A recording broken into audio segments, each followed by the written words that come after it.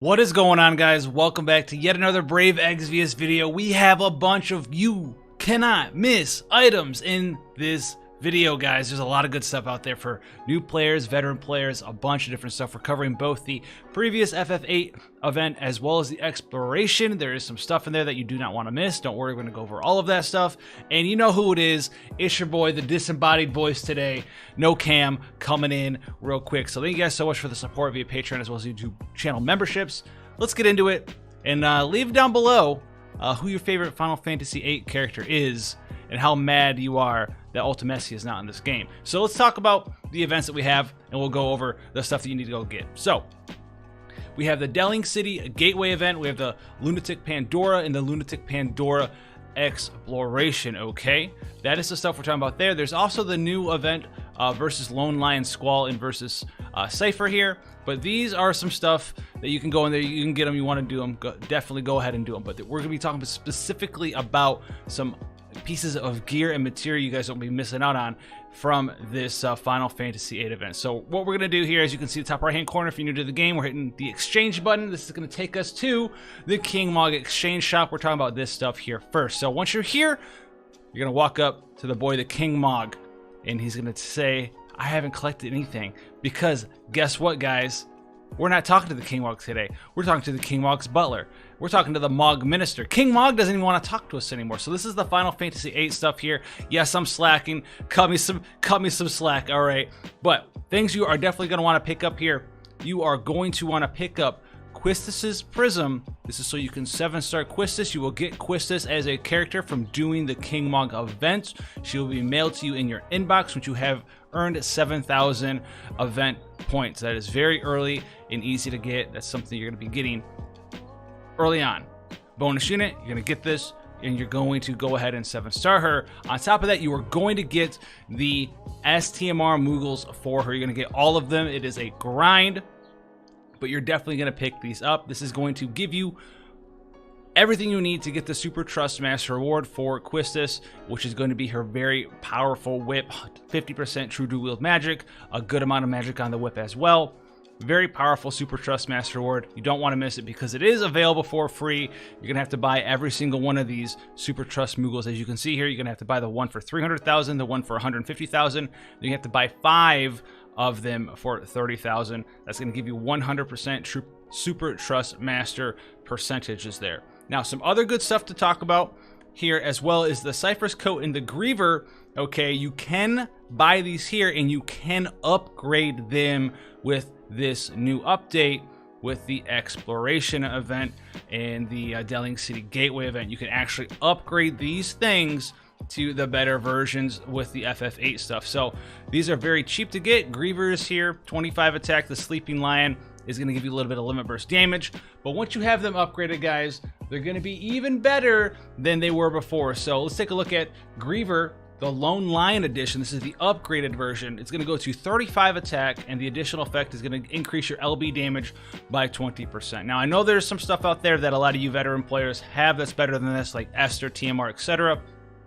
But if you're a new player, very easy to get. You're going to get the upgrade material just from doing the event. It's going to be the energy crystal here. So once you have the Griever ring that you bought from the King Mog, get the energy crystal. You can go ahead and craft the Lone Lion version of the Griever for your limit burst damage characters.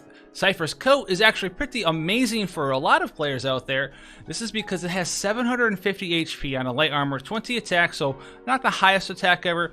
35 defense, 35 spirit, and then has the additional effect of the Pride of the Sorceress's Knight, which can increase your counter chances by 50% too. So you could use this for a lot of different things out there. You can use this for meme builds. You can just to increase your counter success chance on a lot of characters out there who may have some very interesting counters. We've seen characters that have counters that fill up your entire party's LB gauge. We've seen characters who counter and heal. We've seen a lot of crazy stuff out there that characters may be doing in the future and characters that you may have access to now. And on top of that, it does have a decent amount of HP. 750 HP is not a minuscule amount of HP, and it is light armor, so you can throw it on pretty much anybody. You can do some cool stuff with Ciphers Coat, so don't miss out on the coat there. Now, in addition to that, traditional King Mog stuff we're not really going to go over anymore. Those are the main things you want to get: the coat, the Griever, and the Super Trustmaster Moogles and Quistis' Prism for Quistis. Everything else, though, from that event, you can kind of, just fill in the gaps with whatever it is that you need there. Now, after we're done with that event, we're going to be talking about the other events here, and we're going to be talking about the Exploration event. So the Exploration event is going to be the Lunatic Pandora Exploration, and as you can see, it's pretty new. It's pretty new, but we're going to talk about the Lunatic Pandora Exploration. There's going to be a lot of stuff that you guys can get access to in this event here, and it's going to be this one right here, the little boss right there. Now, here is this event. This event has 3 things that you guys are going to be wanting to pick up on. They are going to be the Evasion Junction, the EVA Junction, the Luck Junction, and then when you beat it on hard mode, you'll get the Status Defense Junction. All right, I know I called it in the news video, single target defense, Status Defense Junction, okay? That is going to be for completing the hard mode version of this. Now, the Evasion Junction and the Luck Junction, we're going to have a little handy-dandy map right here.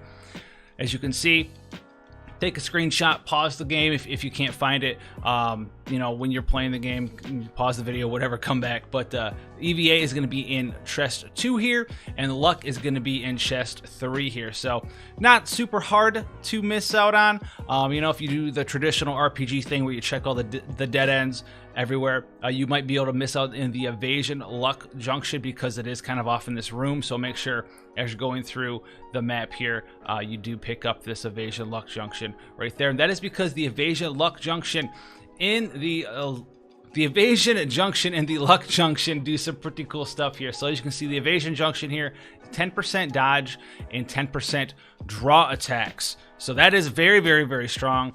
Actually, I've seen a lot of people ask me, how do you do these weird draw attack builds if you're missing on a couple pieces of the gear, if you don't want to have Moogle plushie on? And I use like Jewel of Strength, actually, from the Kingdom Hearts event. That is just 10% attack, 10% draw attack. This is infinitely better than that is. So this is going to be one of those draw attacks, dodge pieces.